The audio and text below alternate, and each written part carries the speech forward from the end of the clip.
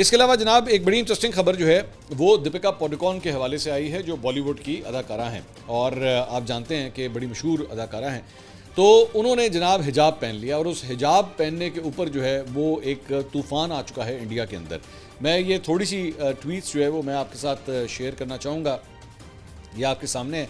मिसाल के तौर पे ये एक दिव्या गंडोरा टंडन, ये कोई अकाउंट है, तो उसने ये तस्वीर लगाई हुई है दीपिका पादुकोण की। और बेसिकली ये मैं इसका बैकग्राउंड आपको बता देता हूँ कि अबू धाबी जो है, अबू धाबी की जो स्टेट है, उन्होंने इन दोनों मियाँ बीवी को जो है वो रणवीर सिंह और दीपिका पादुकोण को जो है वो उन्होंने हायर किया बेसिकली टूरिज़्म के हवाले से, प्रमोट करने के हवाले से। अबू धाबी, आप जानते हैं कि अबू धाबी, दुबई वगैरह इन जगहों के ऊपर टूरिज़्म बहुत प्रमोट की जाती है। तो उसके लिए उसका जो ऐड बनाया गया उसके अंदर दोनों मियाँ बीवी को डाला गया और उसके अंदर दीपिका पादुकोण जो है उन्होंने ये हिजाब लिया हुआ है, अपने सर के ऊपर ये दुपट्टा लिया हुआ है।